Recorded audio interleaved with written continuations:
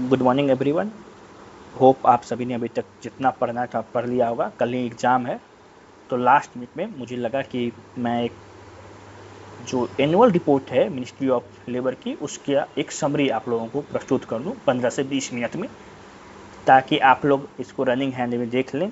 अगर कुछ भी क्वेश्चन इससे आता है तो जिसको बनाने के लिए आप सक्षम रहेंगे। तो पहला है लेजिस्लेटिव इनिशिएटिव, जो कि पहला हाईलाइट दिया गया है। तो इसमें जो है, इसमें चारों लेबर कोड के बारे में दिया होगा कि गवर्नमेंट ने कैसे जो डिफरेंट लेबर एक्ट थे, जो कि हमारे सिलेबस में भी है, जैसे कि minimum wages act, maternity benefit act, labour welfare act, unorganised sector social security act, इन सभी को 4 कोड में सिंप्लीफाई कर दिया। जिसमें कि पहला कोड है कोड ऑन वेजेज, दूसरा था इंडस्ट्रियल रिलेशन आईआर कोड, तीसरा इंडस्ट्रियल रिलेशन कोड है, और उसके आगे तीसरा जो है रूल है। जैसे कि देखिए, पहले क्या होता है कि लॉ बनता है, लॉ के अनुसार रूल बन जाता है उसके लिए। लॉ में बेसिक पॉइंट होता है। लॉ क्या होता है, एक तरह से समझ लीजिए एक बैकबोन होता है, और उसके रिगार्डिंग जैसे हमारे बॉडी में डिफरेंट ऑर्गन्स होते हैं, वैसे रूल्स एंड प्रोसीजर्स होता है। फिर है social security, code on social security. फिर उसी को इम्प्लीमेंट करने के लिए जो है social security employees compensation rules आया। फिर जो है आपको है ऑक्यूपेशनल हेल्थ एंड सेफ्टी। तो ये सारी चीज़ें हैं। उसके बाद जो है आप लोग जो है, क्योंकि लेबर जो है कंकरेंट लिस्ट में, याद रखिएगा लेबर जो है कंकरेंट लिस्ट में है, ठीक है। और लैंड जो है स्टेट सब्जेक्ट है। 3 लिस्ट होता है 7th शेड्यूल में, सेंट्रल, कंकरेंट और स्टेट। तो सेंट्रल में सेंट्रल को लॉ बनाने का एक्सक्लूसिव अधिकार होता है, स्टेट में स्टेट को अधिकार होता है। जनरली कुछ एक्सेप्शनल सर्कमस्टांसेज होते हैं जिसमें कि स्टेट लॉ में भी बनाया जा सकता है सेंट्रल के द्वारा कोई भी कानून। फिर कंकरेंट होता है जिसमें कि दोनों बना सकते हैं, सेंट्रल और स्टेट दोनों। तो पहला जो, उसके बाद दूसरी जो सबसे बड़ी कामयाबी है मिनिस्ट्री ऑफ लेबर की, भारत सरकार की, वो ये कहता रहे हैं कि इम्प्लीमेंटेशन ऑफ प्रधानमंत्री श्रम योगी मानधन योजना पीएम योगी और national pension scheme for shopkeepers and traders, ये दोनों जो है अनऑर्गेनाइज सेक्टर के लिए जो है ये सोशल सिक्योरिटी स्कीम है, जिसमें कि आप अगर रजिस्टर करते हैं तो आपको 3,000 रुपये पर महीने की सोशल सिक्योरिटी दी जाएगी। और इसमें वो शॉपकीपर्स हैं जो जिसका एनुअल जो टर्नओवर है वो 1.5 करोड़ से ज़्यादा नहीं है। अगर आपका, सरकार का ऐसा मानना है कि अगर आपका 1.5 करोड़ से ज़्यादा साल भर की आमदन टर्नओवर है तो आप छोटे व्यापारी नहीं हैं या छोटे दुकानदार नहीं हैं। और कब तक आप इसमें इनरोल हो सकते हैं, तो 18 से लेकर 40 साल तक। जब आपकी उम्र 18 से 40 साल तक, तभी आप इसमें रजिस्टर हो सकते हैं। और आपको जब 7 साल के हो जाएंगे तो आपको 3,000 रुपये पेंशन मिलेगा, ठीक है।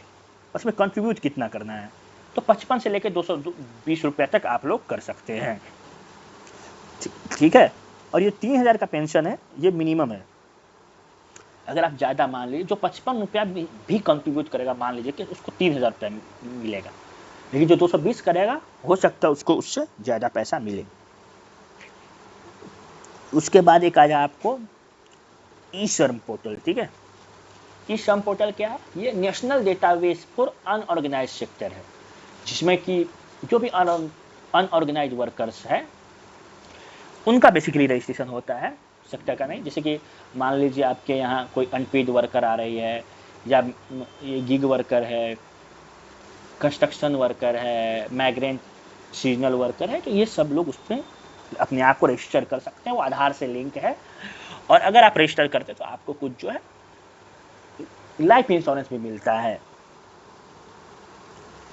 उसके बाद श्रम सुविधा पोर्टल। श्रम सुविधा पोर्टल क्या है, जैसे कि नाम आप जानते हैं, श्रम सुविधा मतलब श्रम लेबर प्रोसेस को सिंप्लीफाई करने के लिए, कोड को सिंप्लीफाई करने के लिए, ये मेनली इंडस्ट्रीज के लिए है, जो कि अपने लेबर से रिलेटेड जितने भी ग्रीवियंसेज हैं वो मिनिस्ट्री के सामने रखें, और वो ऑनलाइन जो है डिस्प्यूट हो जाएगा। अगर कहीं मान लीजिए इंस्पेक्शन की जरूरत पड़ी तो वो labour ministry case to case basis पे करेगी।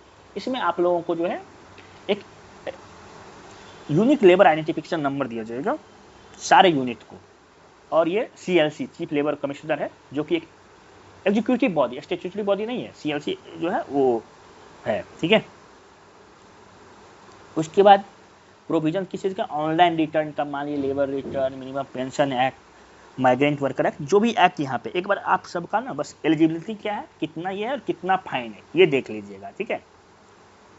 उसके बाद कॉमन रजिस्ट्रेशन हो गया, ये कुछ वो नहीं है। उसके बाद जो है आपको स्टेट इंटीग्रेशन, मतलब देखिए क्योंकि लेबर कंकरेंट लिस्ट में है, कुछ लॉ सेंटर बनाएगी, कुछ का मॉडल एक्ट बना के दे देगी, कुछ स्टेट बनाएगी, एक साइनर्जी चाहिए, दोनों में एक संगठन होनी चाहिए कि अच्छा, जैसे कि मान लीजिए अब यहाँ पे एक मिनिमम वेजेज एक्ट पास कर दिया सेंटर में, लेकिन fix case to case basis पे कितना न्यूनतम मजदूरी दर होनी चाहिए या फिर मिनिमम वेजेज होना चाहिए, ये कौन तय करेगा, ये स्टेट तय करेगा, क्योंकि हर स्टेट में जो है कॉस्ट ऑफ लिविंग अलग अलग है। जैसे कि मान लीजिए जो एक प्लेट खाना का दाम दिल्ली में है, वो एक प्लेट खाना का दाम केरला में सेम नहीं होगा, नहीं वो एक प्लेट खाना का दाम वेस्ट बंगाल या फिर कोई नॉर्थ ईस्ट के रीजन में सेम होगा।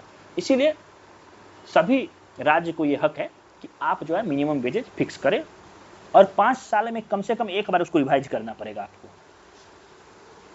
नेशनल करियर सर्विसेज एक ऑनलाइन पोर्टल है जहाँ पे आप एक बार अपना सारा डेटा डाल दीजिए, जैसे कि अभी UPSC ने किया था कि 1 टाइम रजिस्ट्रेशन, जिसमें कि आपका सब कुछ स्टोर रहेगा, बस आप उसमें लॉगिन कीजिए, जो अपॉर्चुनिटी आपको दिखेगी उसमें बस आप क्लिक करके सीधे अप्लाई कर सकते हैं। इससे आपको अननेसेसरी जो दिक्कतें आती है किसी भी चीज़ में अपॉर्चुनिटी अप्लाई करने के लिए, किसी भी फॉर्म के लिए, जॉब के लिए, ये नहीं करना पड़ेगा आपको, बार बार फोटो, सिग्नेचर, थंब इम्प्रेशन, ये सब नहीं करना पड़ेगा। और आधार से लिंक है, तो अगर आप आधार अपलोड कर दिए तो आपका आधा बायोमेट्रिक का काम बच जाएगा, ठीक है। उसके बाद प्रधानमंत्री रोजगार प्रोत्साहन योजना, ये 2016 में स्टार्ट हुआ था। रोजगार प्रोत्साहन मतलब क्या कि आपको रोजगार करने के लिए प्रोत्साहित किया जाएगा, ठीक है। तो इसमें आपको थोड़ा सा PF ये सब भी मिलेगा। देखिए इसमें टोटल एस्टेब्लिशमेंट 1,52,000 है, ये सब बहुत ज़्यादा इंपॉर्टेंट मुझे नहीं लगता है पूछेगा। ESIC employees state insurance corporation, ये बहुत ही इंपॉर्टेंट है। इससे क्या होता है, जो भी एम्प्लॉयज है स्टेट में, जो एम्प्लॉय काम कर उसको इंश्योरेंस दिया जाता है, ठीक है। अभी देखिए क्या नया नया क्या क्या उसमें आया, कुछ थोड़ा सा चेंज किया है। एनुअल प्रिवेंटिव हेल्थ चेकअप, मतलब प्रिवेंटिव, एक होता है क्यूरेटिव। प्रिवेंटिव मतलब क्या, जो नहीं हुआ उसको बचा लेगा, क्यूरेटिव मतलब हो गया उसको बचाइए, ठीक है। उसमें स्क्रीनिंग कैप होगा। अभी ई-संजीवनी जो है टेली मेडिसिन सर्विसेज है गवर्नमेंट ऑफ इंडिया का, तो आप उससे भी देख सकते हैं ऐप से। ESIC का अपना हॉस्पिटल होता है, मेडिकल कॉलेज होता है ESIC का, और ESIC इम्पैनल अस्पताल भी होता है, जहाँ पे अगर आप जाके दिखाएं और उस अस्पताल का अगर MOU है या गवर्नमेंट ऑफ इंडिया के साथ एग्रीमेंट है, तो अगर आप प्राइवेट अस्पताल में भी दिखाते हैं लेकिन अगर वो ESIC इम्पैनल्ड है तो फिर आपको दिक्कत नहीं है, आपका जो भी कवरेज होगा, अगर आप जो विधिवत कानून के अनुसार वो सरकार पे करेगी या फिर आपका जो एम्प्लॉयर है वो पे करेगा। उसके बाद है आपको देखिए हेल्थ रिफॉर्म की बात करें, मतलब ऑक्यूपेशनल एंड हेल्थ से आती है। देखिए अगर जब तक आपका ये लेबर है, लेबर तो ऐसे लूजली टर्म है, इसको एकेडमिक में यूज नहीं किया, तो वर्कर जो है, और हम सब वर्कर हैं, चाहे वो हमारे देश के माननीय प्रधानमंत्री हो या फिर कोई भी सब्जी बेचने वाला, सब्जी विक्रेता हो, किराना विक्रेता हो, सभी लोग जो है वर्कर हैं। या फिर कोई MNC में बैठे हुए लोग हो, या फिर कोई MBA ग्रेजुएट हो, या फिर कोई IT सेक्टर में बैंगलोर में बैठे हुए काम करने वाले सॉफ्टवेयर इंजीनियर हो, या फिर सिलिकॉन वैली कैलिफोर्निया में, सब के सब वर्कर हैं, एक ही डेफिनेशन में वर्कर हैं। वैसे जो लोग मतलब व्हाइट कॉलर जॉब वाले हैं, कुछ लोग हिचकिचाते हैं अपने आप को वर्कर कहने से, वो लोग अपने आप को एम्प्लॉय मानते हैं बस, लेकिन ये समझिए शब्दों का बस खेल है अंतिम सब वर्कर ही हैं, वो वर्क कर रहे हैं, वो काम कर रहे हैं, तो उसका उनको मानदेय मिल रहा है, वेजेज मिल रहा है, ठीक है। उसके बाद हम लोग आते हैं, ये देखिए ESIC और नेशनल हेल्थ, इसमें कुछ ज़्यादा नहीं है। IT enable, digital India, IT तो होगा ही। उसके बाद जो चिंतन शिविर कि हाँ EPFO चिंतन शिविर करता है, क्या सुधार किया जा सकता है, क्या नहीं किया जा सकता, ये सारा कुछ। एक याद रखिएगा आप, एक VB Giri institute of labour economics है, लेबर इकोनॉमिक्स है, ठीक है, वो आपको नोएडा में है। और VB गिरी कौन थे, जिन्होंने कि इंडियन ट्रेड यूनियन फेडरेशन बनाया था, ठीक है, उस समय के वर्कर लेबर के बहुत बड़े नेता थे। उसके अलावा तो इसमें कुछ दिख नहीं रहा। जैसे देखिए हमारे भूपेंद्र यादव जी हैं, लेबर मिनिस्टर हैं। अब देखिए base upgradation of CPI, ALNRI। CPI क्या होता है? Consumer price index. AL क्या होगा? Agriculture labour. RL क्या होगा? Rural labour. ये सब पब्लिश कौन करता है? ये दोनों को मिनिस्ट्री ऑफ लेबर करता है, ठीक है, लेबर ब्यूरो। अब क्वार्टरली एम्प्लॉयमेंट सर्वे होता है कि एम्प्लॉयमेंट कितना है, और जो एनुअली होता है वो क्या होता है? PLFS, periodic labour force survey. कौन करता है? NSO करता है, नेशनल स्टैटिस्टिकल ऑफिस, ठीक है। NSO बनाया गया, CSO सेंट्रल स्टैटिस्टिकल ऑफिस जो GDP का फिगर देता था, और NSSO national sample survey organisation जो कि भारत सरकार की सर्वे की बॉडी थी। तो इन दोनों को मिला के NSO बना दिया गया, नेशनल स्टैटिस्टिकल ऑफिस। इसी के अंदर जो ये दोनों विंग काम करती है। उसी में से जो है CPI जो है, CPI कंबाइंड होता है, जिसका यूज RBI करता है महंगाई दर को कंट्रोल करने में। इन्फ्लेशन टारगेटिंग जिसको कहते हैं हम लोग, MPC, मॉनेटरी पॉलिसी कमेटी, जिसका कि प्राइमरी ऑब्जेक्टिव है इन्फ्लेशन टारगेटिंग, जो कि एक टोलरेंस लिमिट होता है। तो 4 जो है सेंट्रल फिगर है, +2 -2, मतलब आपका जो महंगाई दर है वो 4 के अराउंड होना चाहिए, और या तो 2 से ऊपर होना चाहिए या फिर 6 से नीचे होना चाहिए। इस बीच में आपको महंगाई रखना है, ठीक है। अब आपके मन में आ रहा है कि महंगाई तो खराब चीज़ है, जो सामान, जिसकी मान लीजिए अभी टमाटर का दाम 100 रुपये किलो हो गया है, तो महंगाई होना नहीं चाहिए। तो महंगाई को हम जीरो क्यों नहीं करते? हम जीरो इसलिए नहीं कर पाते महंगाई का, क्योंकि एक होता है टाइम वैल्यू ऑफ मनी। जो आज आपके पास 100 रुपया है ना, उसमें जो आप सामान खरीद सकते हैं वो आप 2 साल के बाद 100 रुपये में सामान नहीं खरीद सकते हैं, क्योंकि इसमें इन्फ्लेशन है। Inflation is also cost. तो इन्फ्लेशन को ये करने के लिए जो है महंगाई इसलिए कराएंगे, क्योंकि अगर आप मान लीजिए इन्फ्लेशन ही नहीं कीजिएगा, तो इन्फ्लेशन थोड़ा सा नहीं रहेगा आपके इकोनॉमी में, फिर प्रोडक्शन के लिए इंसेंटिव नहीं रहेगा। और प्रोडक्शन के लिए इंसेंटिव नहीं रहेगा तो डिमांड सप्लाई नहीं होगा, डिमांड नहीं होगा, फिर जो है वेज प्राइस स्पाइरल नहीं होगा, आपका इनकम नहीं बढ़ेगा, तो फिर ये एक विशियस साइकिल में फंस जाइएगा और आप इकोनॉमी जो है डिप्रेशन में चली जाएगी। इसीलिए देखिए स्वच्छ भारत मिशन तो है ही गवर्नमेंट का सबसे फ्लैगशिप प्रोजेक्ट है, और नज थ्योरी पर ये बेस्ड है, जिसको कि भारत सरकार का भी मानना है कि स्वच्छ भारत मिशन से जो है लोगों में बिहेवियरल चेंज आया है, मतलब व्यवहारिक चेंज आया है। गवर्नमेंट इसको इतनी अच्छे से प्रचार करा हर जगह स्वच्छ भारत मिशन, और इसको गांधी जी के चश्मा से जोड़ दिया कि आपको साफ सुथरा दिखना है। तो अभी भी कुछ लोग हैं, मैं सबका नहीं बोला, कुछ लोग हैं जो भी थोड़ा सा अवेयर है, उनको अब जैसे कि मान लीजिए आपने कोई चिप्स खाया, उसका पैकेट रोज में फेंक रहे हो, थोड़ा एक बार तो आपके दिमाग में आएगा कि नहीं नहीं ये गंदा है, ये चीज़ हमको नहीं करना चाहिए एज अ अवेयर सिटीजन। उसके बाद चाइल्ड लेबर एक्ट है, वो आपको पता है। अब नेशनल लेबर कॉन्फ्रेंस होता है, तिरुपति में हुआ था, इसको याद रखिएगा। लास्ट टाइम का तिरुपति में हुआ था नेशनल लेबर कॉन्फ्रेंस। ये क्या है? ट्रिपटाइट बॉडी। इसमें क्या क्या है? गवर्नमेंट है, स्टेट गवर्नमेंट है, और लेबर ऑर्गेनाइजेशन है, ठीक है।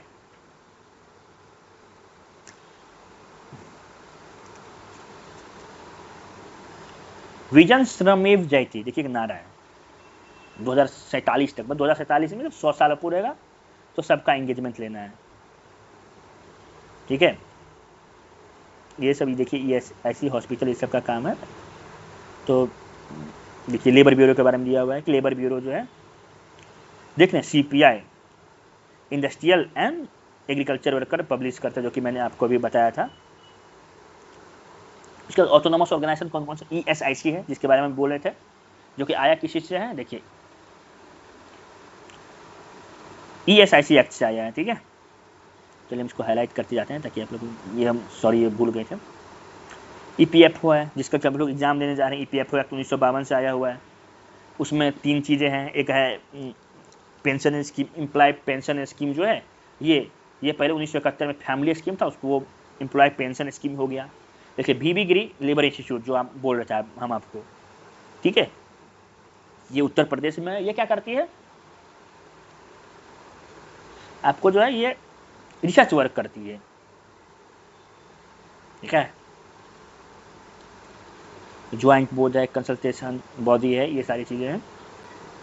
तो इसके लिए आप लोगों को कुछ नहीं करना है ज़्यादा।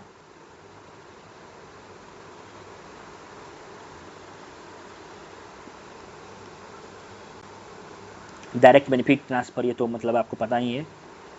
इंडस्ट्रियल रिलेशन, ठीक है, देखिए इसमें देखें कुछ है क्या, लेबर लॉ का इन्फोर्समेंट देखिए कितने लेबर लॉज हैं। चलिए एक बार इसी बहाने हम लोग मेन प्रोविजन जितना लेबर लॉज यहाँ पे हैं, मतलब कोड ऑफ वेजेस आने से पहले, तो देखते हैं क्या क्या है। जैसे देखिए पेमेंट ऑफ वेजेज एक्ट 1936, मतलब क्या है कि जो भी लोग हैं काम कर रहे हैं उनको आपको स्टैट्यूटरी प्रोविजन है, कानूनी प्रक्रिया कि आपको उसको भत्ता देना पड़ेगा, वेजेज देना पड़ेगा, नहीं दीजिएगा तो आप पर फाइन लगेगा। मिनिमम वेजेज एक्ट है कि एक न्यूनतम मूल्य से नीचे आपका नहीं होना चाहिए, 5 साल में जो है आपको उसको रिवाइज करना है। इक्वल रिम्यूनरेशन मतलब सिमिलर काइंड ऑफ वर्क के लिए आपको सिमिलर पे होना चाहिए। आप कभी भी जो है मतलब रंग के आधार पर, लिंग के आधार पर, जाति के आधार पर, रीजन के आधार पर, क्षेत्र के आधार पर आप कभी भी जो है डिस्क्रिमिनेशन नहीं कर सकते हैं। ये कानूनी प्रक्रिया है। और इसमें जो आपको एक कमेटी बनती है, कंपनसेशन कमेटी, उसमें भी जो 50% कम से कम महिला होना चाहिए। ये जो है इक्वल रिम्यूनरेशन, ये तो देखिए जो भी सरकारी संस्थाएं हैं वहाँ पर तो ये फॉलो होती है, क्योंकि जो भी सरकारी संस्थाएं वो मैक्सिमम लेबर लॉज को फॉलो करती है। और ये भी देखिए कॉमन सेंस है, सरकार कानून बनाएगी, सरकार का जो संस्था है वही उस बात को नहीं मानेगा, तो फिर दूसरे प्राइवेट सेक्टर को या दूसरे संस्था को सरकार के पास कुछ कहने के लिए कैसे नैतिकता के आधार पर भी नहीं कह सकती कि आप इसको बनवाइए। इसीलिए फिर चाइल्ड लेबर एक्ट है। देखिए चाइल्ड कौन है, एडोलेसेंट दोनों है। चाइल्ड जो है वो है 14 साल से जो छोटा है उसको कम है उसको चाइल्ड कहते हैं। एडोलेसेंट क्या है, 14 से लेके 18 साल तक। 18 से ऊपर जो है वो क्या है, एडल्ट है, ठीक है। तो ऐसे ही है। पेमेंट ऑफ ग्रेचुइटी एक्ट में मान लीजिए आप कुछ दिन काम किए तो आपको ग्रेचुइटी मिलेगा, कितना मिलेगा, क्या मिलेगा, कितना परसेंट एम्प्लॉय कर देगा, कितना एम्प्लॉय देगा, ये सब। ये रेलवे एक्ट इंपॉर्टेंट नहीं। इंडस्ट्रियल एम्प्लॉयमेंट स्टैंडिंग ऑर्डर नहीं इंपॉर्टेंट है। मैटरनिटी बेनिफिट एक्ट, हाँ इसमें क्रीज की फैसिलिटी होनी चाहिए। अगर मान लीजिए इसमें क्या प्रोविजन है, आपको 6 महीने का पेड लीव मिलेगा आपके प्रथम 2 बच्चों तक, ठीक है। अगर आप महिला हैं तो आपके प्रथम 2 बच्चों तक। उसके बाद 6 महीने से होगा 3 महीने हो जाती है लीव, ठीक है। उसमें वीक है, ये आप देख लीजिएगा। और उस समय आपको कोई ये कह के नहीं निकाल सकता कि अगर जैसे मान लीजिए आप डिलीवरी के बाद अगर आप नहीं गए तो आपको आपकी कंपनी जवाबदेह है कि आपको 6 महीने तक आपको पेड लीव देगी। उसके बाद 3 महीने तक आपको अनपेड लीव भी मिल सकता है अगर आप चाहें, लेकिन ये एम्प्लॉयर के मन पर है।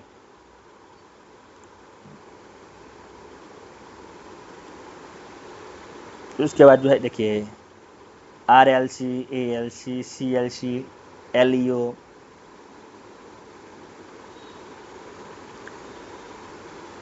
Training and welfare, RTI act आप लोग जानते हैं, ये राइट टू इंफॉर्मेशन जो हमारा फंडामेंटल राइट भी एक तरीके से, उसके लिए RTI एक्ट 2005 में लेके आई थी। अब बैंक ये सब मतलब नवाद है। जैसे देखिए नवाद क्या है, पहला बार नवाद लाया था ये है जो नेशनल एग्रीकल्चर बैंक है एंड डेवलपमेंट बैंक है। उसका CBD है।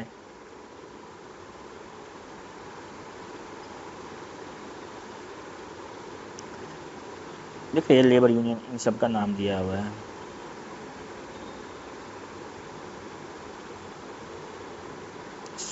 मतलब ये जो सेक्टर वाइज लेबर यूनियन है, जो कि labour union act 1926 sorry trade union act 1936 से जो मिला जुला है उसके लिए है।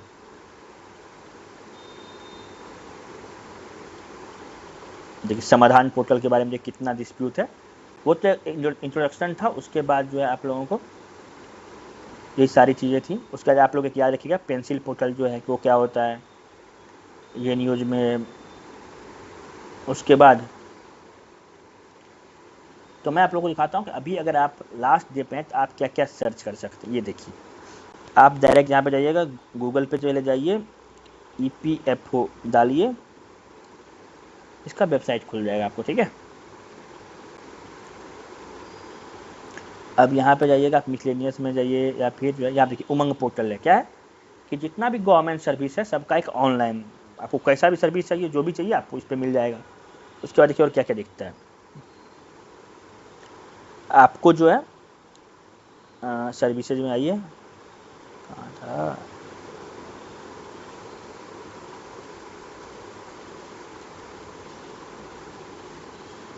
देख रहे हैं ईपीएफ एक्ट है, ईपीएफओ एक्ट है, ये सारी चीज़ें जो है। बाकी अगर आपको जैसे देखना है तो एनुअल रिपोर्ट कहाँ गया, अभी तो मैंने जो, हाँ अब ना है मेरा, ये देख रहे हैं,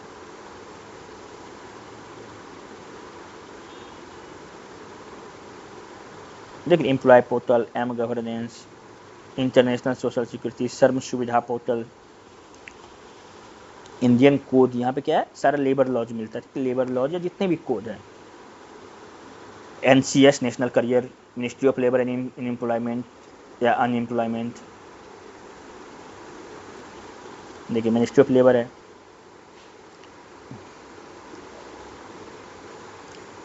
ताज होटल में ये दिख रहे हैं उनका ये है। जैसे अब यहाँ पे आप आइए सोशल सिक्योरिटी पे जाइए तो आपको यहाँ पे मिलेगा पेमेंट, तो ये सारी एक्ट क्या है सोशल सिक्योरिटी के लिए, ठीक है। फिर आप वेजेज पे जाइएगा, आपको सारे एक्ट का मिल जाएगा, जैसे आप क्लिक कीजिएगा ना, ये देख रहे हैं वेजेज के लिए कौन कौन सा, पेमेंट वेजेज एक्ट 1936 है, उसके बाद ये पेरेंट एक्ट है, उसके अलावा जो रूल्स है। बोनस के लिए क्या है, बोनस एक्ट है, आपको रूल से नहीं, बोनस एक्ट होगा, देखिए सबसे पहले होगा ये 1965 था। वर्किंग जर्नलिस्ट के लिए भी है कि अगर आप 3 साल ही काम कीजिएगा तो आपको मिल जाएगा बोनस, ठीक है। अगर आप कॉन्ट्रैक्ट वर्कर हैं तो आपको 5 साल काम करना पड़ेगा, और आप लोग ये बताइएगा कि नॉर्मल वाले को कितने दिन काम करना पड़ता है, ठीक है। अब स्कीम्स देखिए, नेशनल करियर हो गया, यूनिक आइडेंटिफिकेशन नंबर हो गया, पीएम श्रम मन धन, ठीक है, पीएम योगी, आम आदमी बीमा योजना, देखिए जरा ये क्या है, अनऑर्गेनाइज सेक्टर के लिए आम आदमी, क्योंकि अनऑर्गेनाइज सेक्टर जो है NCEUS, national commission for enterprises in unorganised sector, जो 2007 में उनका जो रिकमेंडेशन था, तो उन्होंने बताया कि 93% जो आपका वर्कफोर्स है, मतलब 100 में से 93 लोग वो अनऑर्गेनाइज सेक्टर है के हैं। और अनऑर्गेनाइज सेक्टर किसको कहते हैं, तो अनऑर्गेनाइज सेक्टर और ऑर्गेनाइज्ड वर्कर दोनों में अंतर है। इसको इनफॉर्मल सेक्टर और इनफॉर्मल वर्कर भी कहते हैं, लेकिन भारत सरकार जो है वो ये टर्म यूज नहीं करती, भारत सरकार अनऑर्गेनाइज यूज करती है, ठीक है। तो अनऑर्गेनाइज मतलब क्या है, जो अनियमित कहते हैं इसको, ठीक है। तो ये वो लोग होते हैं जिनके पास 3 चीज होती है, ठीक है, तीनों में से 3 चीज होना चाहिए, तब आप फॉर्मल एम्प्लॉयमेंट में ऑर्गेनाइज एम्प्लॉयर हुए, ठीक है। एक आपके पास रिटेन जॉब कॉन्ट्रैक्ट होना चाहिए, दूसरा जॉब सोशल पेड लीव होना चाहिए, और तीसरा सोशल सिक्योरिटी होना चाहिए। अगर ये 3 चीज़ें, मतलब क्या होगी आपके पास कि मतलब कभी भी कंपनी वाला आपको धक्का मार के नहीं निकाला, आपका एक कॉन्ट्रैक्ट होना चाहिए, जो आप काम कर रहे हैं उसका एक रिटन कॉन्ट्रैक्ट होना चाहिए, जिसपे कि आप एक एग्रीमेंट में है कंपनी के साथ कि हाँ इसने इस टर्म्स पे आपको इतने सैलरी पे इतने दिनों के लिए काम पे रखा है। दूसरा क्या है, ऐसा, और इस कॉन्ट्रैक्ट में ऐसा नहीं कि कॉन्ट्रैक्ट 1 साल का 2 साल का, कॉन्ट्रैक्ट का कोई टाइम पीरियड नहीं है, हो सकता है कॉन्ट्रैक्ट 2 ही महीने के लिए हो, ठीक है, तब पर भी आप ऑर्गेनाइज, ठीक है। दूसरा काम आपका पेड लीव होना चाहिए, आपको कम से कम जो है कुछ पेड लीव मिलना, जैसे कि मान लीजिए संडे को अगर साप्ताहिक हॉलीडे होती है, साप्ताहिक छुट्टी होती है, या फिर मान लीजिए कोई नेशनल हॉलीडे है, और उसके साथ 1-2 दिन का ऐसे नॉर्मली होता है, आपका पेड लीव मिलना चाहिए। उसके बाद क्या आपको सोशल सिक्योरिटी मिलना चाहिए, मतलब आप किसी पेंशन, EPFO, ESIC, PF, इन सभी चीज़ों में कहीं ना कहीं आप रजिस्टर होना चाहिए, आपके पास हेल्थ बेनिफिट, ये सारी चीज़ें होनी चाहिए। ये 3 चीज़ जो है ILO इंटरनेशनल लेबर ऑर्गेनाइजेशन ये करती है, और इसी डिफिनेशन को ये भी मानती है, ठीक है। और भारत सरकार जो है NCEUS अनऑर्गेनाइज सेक्टर किसको कहते हैं, इंटरप्राइज किसको कहते हैं, जिसमें कि 20 वर्कर बिना पावर के अगर कोई हुआ है, समझे, और 10 वर्कर कम से कम 10 वर्कर से कम, जिसमें कि पावर मतलब क्या बिजली का यूज हो रहा है, तो उसको हम लोग अनऑर्गेनाइज सेक्टर कहते हैं। चलिए ये हो गया granting aid for child and women labour, यहाँ कुछ एड मिलता है वुमेन एंड चाइल्ड लेबर को। Labour tribunal industrial dispute act 7 के अंदर है, 7A।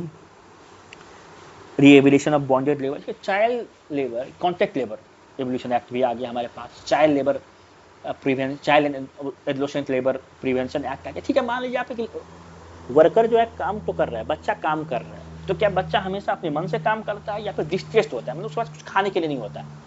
इस पर एक बहुत ही अच्छा एक इकोनॉमिस्ट हैं जो कि पहले भारत सरकार में काम भी कर चुके हैं, इकोनॉमिक एडवाइजर रह चुके हैं, कौशिक बसु। उन्होंने दिया था 2 लेवल ऑफ इक्विलिब्रियम, मतलब दो तरीका है कि अगर मान लीजिए कोई बच्चा काम कर रहा है और उसके पास कोई जीविका नहीं, उसके परिवार के पास खाना नहीं है, या फिर वो बच्चा अनाथ है, कोई उसको देखने वाला है नहीं, ऐसे में अगर आप उसको काम से निकाल देते हैं तो वो अल्टीमेटली वो लॉन्ग रन में उसके लिए बेनिफिशियल नहीं है, घाटा है। और वो हेल्थ सरकार के लिए भी घाटा है, देश के लिए भी घाटा है, क्योंकि वो खाएगा नहीं, खाने नहीं मिलेगा, वो कुपोषित हो जाएगा, फिर वो आगे काम नहीं कर सकता है, नेशनल डेवलपमेंट में जो है वो अपनी भागीदारी नहीं निभा सकता है।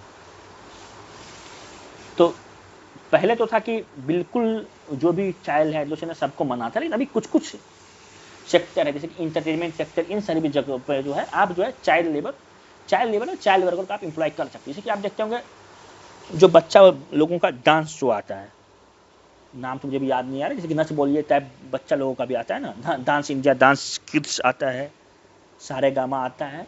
तो एक्चुअली वो भी वहाँ पे काम कर, उनको पैसा मिल रहा है गाने का, लेकिन क्या वो क्रिएटिव सेक्टर है, इसीलिए जो है वहाँ पे ये चीज़ अलाउड है। ठीक है, लोक अदालत हो गई, ये सब चीज़ हो गया। तो बस इतना ही है। इसके अलावा जो है आप अगर सोशल सिक्योरिटी का जो चैप्टर है, इकोनॉमिक सर्वे इस बार का, उसमें आप देख सकते हैं कौन कौन सा ऐप, कौन कौन सी चीज़ें हैं जिसको कि बॉक्स के अंदर हाईलाइट करके गवर्नमेंट ने पब्लिश किया है। तो वो चीज़ें आपके एग्ज़ाम के दृष्टिकोण से काफ़ी महत्वपूर्ण हो सकती है। ठीक है, बाकी अब तो जितना पढ़ना था आपने पढ़ लिया, बाकी कुछ रिवाइज कर सकते हैं, जितना उतना रिवाइज कर लीजिए और बिल्कुल ठंडे दिमाग से कल जाके आप अपनी परीक्षा दीजिए। ऑल द बेस्ट सबको, बिल्कुल डरना नहीं है। आप एक तरह दो पेपर है तो दोनों अच्छे से देना है। बाकी क्वेश्चंस मुझे नहीं लगता है कि काफ़ी यूपीएससी लेवल के जो नहीं आएंगे, ईपीएफओ लेवल जो भी प्रीवियस ईयर है आप एक बार देख सकते हैं। प्रीवियस ईयर का सॉल्यूशन जो कि लगभग 500 क्वेश्चन है, प्रीवियस 500 या 600 क्वेश्चन है ईपीएफओ एओ का, वो ऑनलाइन अवेलेबल है। आप सर्च करेंगे गूगल पे, आपको मिल जाएगा 6-7, तो आप उसको एक बार देख सकते हैं। और बाकी जो आपका स्ट्रॉन्गेस्ट पॉइंट है वहीं से आप क्वेश्चन की शुरुआत करें, क्योंकि ये हाई स्कोरिंग गेम है। इसमें आपको जो है 200 नंबर कम से कम लाना पड़ेगा इंटरव्यू कॉल के लिए। और याद रखिए लेवल 8 लेवल 10 का जॉब जो है ये कुछ ही चुनिंदा परीक्षा में से एक है जिसमें कि आपको बस 2 स्टेज है। मतलब आप एक प्री दीजिए, मतलब ऑब्जेक्टिव परीक्षा दीजिए, उसके बाद डायरेक्ट आप जो है इंटरव्यू दीजिए। 75 और 25% का वेटेज होता है, उस पर हम लोग आगे कभी बात करेंगे।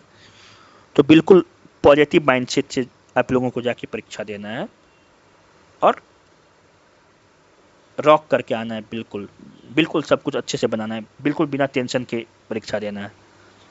Thank you so much, signing off.